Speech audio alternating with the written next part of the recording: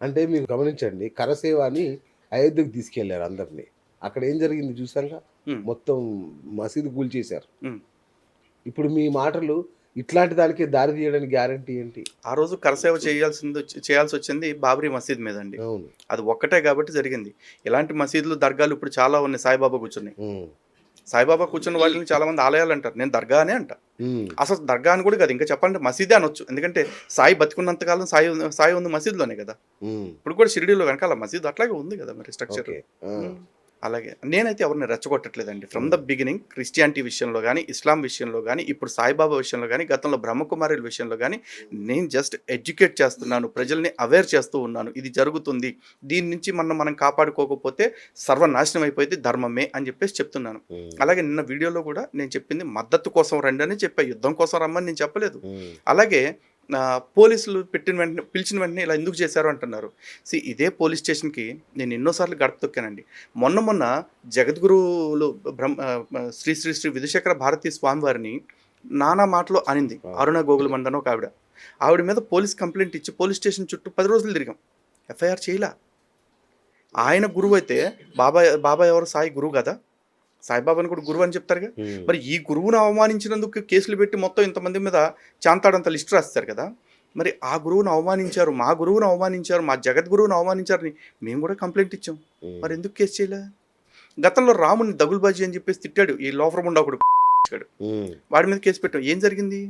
తర్వాత కత్తి పద్మారావు అనేవాడు రాముడు మగోడు కాదని చెప్పేసి మాట్లాడాడు. మరి వాళ్ళందరి మీద ఏం కేసులు పెట్టారు? మనోభావాలు మా మనోభావాలు కదా! హ్మ్. అండి ఇప్పుడు ఈ దేశంలో హిందువుల్ని ఎంతమంది అవమానిస్తున్నారు? మొన్న ఓ పోరంబోగ్గాడు మల్లెపూలు పెట్టుకున్న ఆడోళ్ళందరూ బజారోళ్ళే అన్నాడు. హ్మ్. మరి వాడి మీద ఎవరైనా చర్యలు తీసుకున్నారా? కంప్లెయింట్లు ఇచ్చాం. హ్మ్. మరి మా మీద చిన్న కాగితం రాసివ్వంగానే ఇంత లిస్టు కంప్లెయింట్ ఫైల్ చేసేసారు కదా! అవును. మరి హిందువులకి మా బాధ చెప్పుకోమా? మన బతుకు ఎట్లా ఉందో చెప్పమా? హ్మ్. చెప్పాం. ఆ గుళ్ళను కూల్చేయమంటారా? సాయిబాబా గుళ్ళన్నీ కూల్చేసి దర్గాలు కట్టమంటారా? ఏం చేద్దాం? మీ నన్నడిగితే కూల్చేయమనే చెప్తానండి. నా హ్మ్. వ్యక్తిగత అభిప్రాయానికి ఎవరైనా విలువ ఇస్తానంటే కూల్చేయమని చెప్తా. హ్మ్. కానీ ప్రజాస్వామ్యంలో ఎవడి విశ్వాసం ఆడికి ఉంది కాబట్టి హ్మ్. ఆ పని నేనైతే స్వయంగా చేయను. కానీ నా కోరిక ఒకటే చెప్తున్నాను. ఆ! సాయిబాబా గుళ్ళు నిజంగా హిందూ ఆలయాలు అని గనక వాళ్ళు ప్రూవ్ చేయాలి అనుకుంటే సాయిబాబా ముస్లిమా, హిందువా తేల్చాల్సింది నేను కాదు. షిరిడీ సాయి సంస్థాన్ ట్రస్ట్ వాళ్ళు. హ్మ్. వాళ్ళొచ్చి అయ్యా మీరు పొరపాటు పడుతున్నారు. సాయిబాబా పక్కా హిందువు. సాయిబాబా ఉంటున్నవి 100% హిందూ ఆలయాలు అని వాళ్ళని చెప్పమనండి. ఓకే. వాళ్ళనే చెప్పమనండి. హ్మ్. అలాగే సాయిబాబాది 100% హిందూ ఆలయాలే అయితే గనక, మిగతా హిందూ ఆలయాలన్నీ దేవాదాయ శాఖ పరిధిలో ఉన్నప్పుడు, ఒక్క సాయిబాబా ఆలయాలు మాత్రం ఇండిపెండెంట్‌గా ఎందుకుంటున్నాయి? హ్మ్. వాటిని కూడా దేవాదాయ శాఖ పరిధిలోకి తెచ్చేయండి. కావాలంటే వాళ్ళు, వీళ్ళు అందరం కలిపి ఉద్యమం చేద్దాం. దేవాదాయ శాఖ నుంచి ఆలయాలను విముక్తి చేసుకుందాం అని హ్మ్. జెప్పేసి. హ్మ్. కానీ మీరు హిందువు అని క్లెయిమ్ చేసుకోవాలంటే, హిందువులందరితో పాటు మీ ఆలయాలను ఉంచాల. అలా ఓకే. గాకుండా మీ ఆలయాలని ప్రత్యేక ప్రతిపత్తితోటి మీరు పెట్టుకుంటా అంటే మేము ఒప్పుకోం. హ్మ్. లేదు. ఇంకో మాట సాయిబాబా గుళ్ళున్నాయండి. ఇప్పుడు ఆళ్ళు గుళ్ళు అని అవును. చెప్తున్నవి.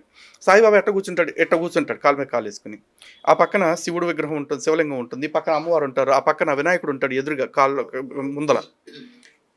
మరి వీళ్ళంతా హిందూ దేవుళ్ళేగా. ఏ హిందూ దేవాలయంలో ఏ గురువుని అగ్రాసనంలో కూర్చోబెట్టేసి మిగతా దేవుళ్ళందరినీ ఇట్లా ఉపాలయాల్లాగా లేకపోతే పక్కన పనోళ్ళలాగా పెడతారు? పెట్టరెక్కడ. ఎక్కడ బెటర్‌గా. అవును. మరి సాయిబాబా ఆలయాల్లో మాత్రం ఎందుకిట్లా జరుగుతుంది? హ్మ్. హిందూ దేవుళ్ళని నిజంగా అవమానిస్తుంది వాళ్ళు. మా మనోభావాలు దెబ్బతింటున్నాయి. హ్మ్. ఖచ్చితంగా మేము ఒక ఉద్యమానికి పిలుపునిస్తాము. సాయిబాబా ఆలయాలు హిందూ దేవాదాయ శాఖ పరిధిలో కన్నా రావాలి. లేకపోతే ఆలయాలుగా చలామణి అవుతున్న దర్గాల్లోంచి హిందూ దేవీ దేవతల విగ్రహాలన్నా తీసేయాల్సిందే. కొద్ది రోజుల క్రితం మాధవీలత గారి మీద కూడా కేసు నమోదైంది ఈ విషయంలో. ఇదే ఇన్సిడెంట్‌లో హీరోయిన్ ఆవిడ గూడా యెస్. ఆ! ఉన్నారటండి. యాక్చువల్‌గా తన మీదనే కేసు రిజిస్టర్ అయింది. అవును. అంటే లిస్ట్ ఎఫ్ఐఆర్‌లో చాలా తన పెద్ద పేరుంది. ఆ! మేడం పేరుంది. 11, 12 మందిలో తన పేరు కూడా ఉంది. ఉంది. సో, ఇప్పుడు మీరు ఆమెకు మద్దతుగా రంగంలోకి దిగారా? లేదండి. యాక్చువల్లీ ఆవిడ బీజేపీ పార్టీ యెస్. తరఫున అవును. యాక్టివ్‌గా ఉంటారు కదా! మాకు అవును. Non political. అవును. బట్ ఇక్కడ ఇష్యూలో అందరం కలిపి ఎఫ్ఐఆర్‌లో ఉన్నాం గాబట్టి, హ్మ్. డెఫినిట్‌గా అందరం కలిపే పోరాడతాం. హ్మ్. మీ పేరుందా అసలు ఇందులో? తెలీదు. లిస్ట్‌లో? నాకు లిస్ట్‌లో నా పేరు ఉందో లేదో కూడా నాకు ఆ! తెలీదు. ఎఫ్ఐఆర్‌లో అయితే కనిపించలేదు. బట్ పోలీస్ స్టేషన్ నుంచి కాలొచ్చింది. పోలీస్ స్టేషన్ నుంచి సో, నన్ను ఎక్కడ ఏం జరిగినా ఫస్ట్ మీకు ఫోన్ వస్తదనమాట. కామన్ అండి. ఆ! వస్తుంటది. ఎందుకంటే నేనుగా అయితే ఇప్పటి వరకి అన్‌పార్లమెంటరీ యాటిట్యూడ్ తోటి అన్‌పార్లమెంటరీ వొకాబులరీ ఎక్కడ వాడలేదు. హ్మ్. కానీ నేనేం మాట్లాడినా తప్పే అని వీళ్ళు అంటూ ఉంటారు. ఏది మాట్లాడినా రెచ్చగొడుతున్నాడు, సమాజంలో అన్రెస్ట్ క్రియేట్ చేస్తున్నాడు అంటారు. అరే నిజాలు చెప్తున్నాను నేను. నా ధర్మానికి సంబంధించి, నా ధర్మంపై జరుగుతున్న దాడులకు సంబంధించి నేను మాట్లాడకపోతే ఇంకెవరు మాట్లాడతారండి? హ్మ్. పోనీ ఇలా మాట్లాడకపోతే నేను కూడా ప్రవచనకర్తల్లాగా కూర్చొని బాబా గారు బంగారం, బాబా భక్తులు సింగారం అని చెప్పుకుంటూ కూర్చోనా? ఉమ్, నేను బరాబర్ తొక్కుతా. ఉమ్, నా ధర్మానికి హాని కలిగిస్తున్నారు అంటే నేను నిలబడతా. ఉమ్, మ్యాక్సిమం ఏం చేస్తారు? జైల్లో పెడతారు.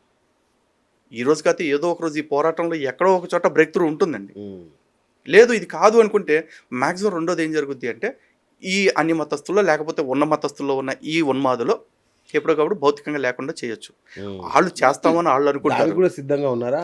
సిద్ధపడేదే ఉందండి. అసలు మనిషి పుట్టాడు అంటే వాడు ఏదో రోజు సస్తాడనే కదా. ఆ, చాలా మంది ఏమనుకుంటారు, మేమే లేపేసాం అనుకుంటారు. అరే నీకు టైం అయిపోయింది కాబట్టి నీ టైం అయిపోయే టైంకి ఎవడో వచ్చాడు లేపేయటానికి. భగవద్గీతలో కృష్ణుడు చెప్పింది అదే కదా. అవును, అవును. ఇప్పుడు నువ్వు అందరినీ పీకి చంపేస్తున్నావు అనుకుంటున్నావు, నువ్వు చంపేది ఏమీ లేదురా నాయన, నువ్వు వదిలేసినా సరే ఇక్కడ ఎవ్వడూ బతికేవాళ్ళు లేరు, అందరూ సస్తారు ఒక రోజున నా చేతుల్లో అని చెప్పేసి చెప్పాడు. అక్కడ భక్తుడని శత్రువని ఆ భేదం మనకుంటుందండి. పరమాత్ముడికి ఏమి ఉండదు. వీడికి ఆయువు ఉందా, ఆయువు తీరిందా, ఈ రెండే చూస్తాడు. కానీ మీరు హిందూ ధర్మ పరిరక్షణ అంటున్నారు కానీ అసలు హిందువుల్లో చీలిక తెస్తున్నట్టుంది మీరు. ఒకటేనండి, హిందువుల్లో చీలిక వస్తుందా అంటే ఆల్రెడీ హిందువుల విషయంలో బోల్డని గొడవలు ఉన్నాయి, నానా కష్టాలు ఉన్నాయి. ఉమ్. మళ్ళీ మీరు కొత్త కష్టం తీసుకొస్తారు ఇప్పుడు. కష్టం నష్టం అది ఏమీ ఉండదండి. హిందువుల్లో ఎన్నో గొడవలు ఉన్నాయి కదా అని చెప్పేసి ఈ ఉన్మాదుల్ని వదిలేసామనుకోండి, భవిష్యత్తులో ఈ జబ్బు ఎక్కువైపోతుంది. ఉమ్, మన ఒళ్ళే కదా అని చెప్పేసి మన ఒంట్లో ఏదైనా ఇన్ఫెక్షన్ వస్తే వదిలేస్తామా? ఓకే. సర్జరీ చేసి తీసేస్తాం కదా. అవును, వామ్మో మన శరీరం నుంచి ఒక ముక్కను తీసేయాల్సి వస్తుంది అని బాధపడుతూ కూర్చోం. అవును. మన శరీరం మొత్తం ఇన్ఫెక్ట్ అవ్వకుండా ఉండాలంటే ఆ ఇన్ఫెక్ట్ అయిన పార్ట్ని లేపేయాల్సిందే. రైట్. అంటే ఇప్పుడు ఏంటి, సాయిబాబాని ఆఫ్ఘనిస్తాన్ పంపించేస్తారా ఇక్కడ లేకుండా? ఇదా మీకు పిలుపు ఏంటి? బాబాని ఎక్కడికి పంపించుకుంటారు అనేది నాకు సంబంధం లేని విషయం అండి. ఉమ్, బాబాని భారతదేశంలో కూడా పెట్టుకుని మొక్కుకోమనండి. కానీ ఆ మొక్కే వాళ్ళలో హిందువులు హిందుత్వవాదులు ఉండొద్దు అనేది మాత్రం నేను ఖచ్చితంగా చెప్తా. షిరిడీలో జరుగుతుంది వ్యాపారం అని మిగతా జరుగుతుంది కాదా? షిరిడీలో జరుగుతుంది కాదండి. ఆ, షిరిడీ సాయిబాబా ఆలయాల పేరుతో జరుగుతున్నది వ్యాపారం. ఓకే. ఎక్కడ పెట్టినా ఉమ్. అంటే ఇప్పుడు తిరుపతిలో కానీ కాశీలో కానీ జరుగుతుంది ఏంటి, వ్యాపారాలు కదా? ఎగ్జాక్ట్లీ. ఇప్పుడు తిరుపతిలో కావచ్చు, శ్రీశైలం కావచ్చు, విజయవాడ దుర్గమ్మ తల్లి గుళ్ళో కావచ్చు, ఇదంతా కూడా వ్యాపారమే. ఉమ్, ఈ వ్యాపారం ఎవరు చేస్తుందంటే ప్రభుత్వాలు చేస్తున్నాయి. ఉమ్, ఆ ఆదాయం ప్రభుత్వాలకు వెళ్తుంది. ఓకే. ఆ ఆదాయంలో నుంచి వచ్చిన ఆ ఆదాయం ద్వారా వచ్చిన అంటే ఫలితాలు ఎట్లా ఉంటున్నాయి అంటే ఉమ్, తిరుపతిలో ఇప్పుడు చూశారు శ్రీనివాస సేతు గరుడ వారధి కట్టారు. అవును, ఆ గరుడ వారధికి మా డబ్బులే ఇచ్చారండి, మన డబ్బులే ఇచ్చారు. అవును, హిందువులు అంతేగా. హిందువులు డబ్బులే ఇచ్చారు. తిరుపతిలో రోజు ఒక 2 లక్షల మంది అన్నం తింటున్నారు ఉమ్, ఫ్రీగా.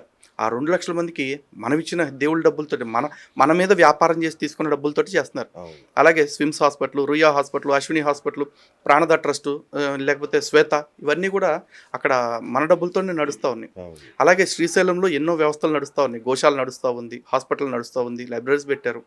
ఇంకా చిన్న చిన్న గ్రామాల్లోకి వెళ్ళి కళ్యాణాలు చేస్తూ ఉన్నారు. అలాగే విజయవాడ కూడా అంతే. గిరిజన గ్రామాల్లోకి, తాండాల్లోకి, లేకపోతే ఏజెన్సీ ప్రాంతాల్లోకి వెళ్ళి అక్కడ పౌరోహిత్యం చేస్తూ అక్కడ వాళ్ళందరికీ కూడా ధర్మాన్ని ప్రబోధిస్తూ ఉన్నారు.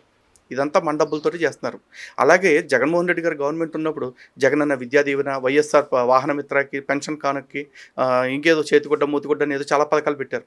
వాటన్నిటికీ కూడా దేవాదాయ శాఖ డబ్బులే తీసుకున్నారు. ఉమ్, ఆ డబ్బులు దేవాలయాల నుంచి వస్తుంది కాబట్టి.